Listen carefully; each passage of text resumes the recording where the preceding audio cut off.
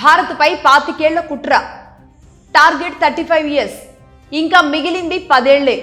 ఇప్పటికైనా భారత్ మేల్కోకపోతే జరిగేది అల్లకల్లోలమే. ఎందుకు ఈ వ్యాఖ్యలు చెబుతున్నానంటే, ఇప్పుడు నేను చెప్పబోయే స్టోరీ మొత్తం అక్షరం పొల్లుపోకుండా జాగ్రత్తగా వినండి. ఈ ప్రపంచంలో ముస్లింలకు ఉన్న దేశాలు ఎన్నో తెలుసా? 56 దేశాలు ముస్లింలకు ఉన్నాయి. క్రిస్టియన్లకు 100 దేశాలు ఉన్నాయి. హిందువులకు ఉన్న ఏకైక ఒకే ఒక్క దేశం భారతదేశం.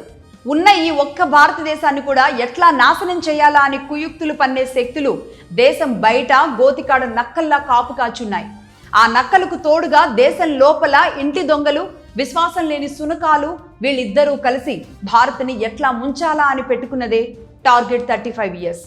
స్వాతంత్ర పూర్వం జరిగిన దాడులు, అల్లకల్లోలాలు ఒకెత్తైతే, స్వాతంత్రం సిద్ధించాక దేశం లోపలే ఉండి డీప్ స్టేట్ పాలిటిక్స్ గేమ్స్ని భారతదేశంలో ఆడిస్తున్నారు ఇంకొందరు.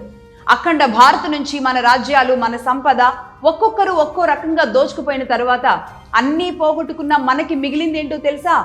భారత్ అన్న ఒక బలమైన పేరు. స్వాతంత్రం సిద్ధించాక మనం మనపైనే ఎలా దాడి చేసుకున్నామో తెలిస్తే ఇప్పుడు నిజంగా ఆశ్చర్యపోతారు.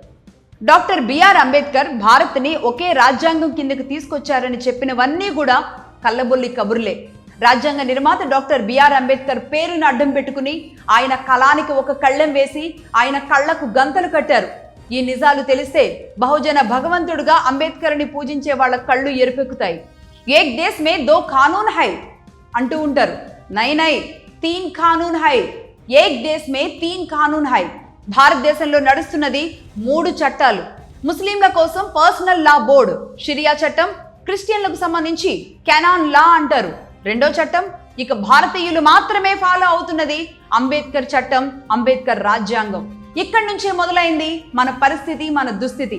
ఈ రాజ్యాంగాన్ని అమలు చేయడంలోనే మొదలైంది అసలు కుట్ర.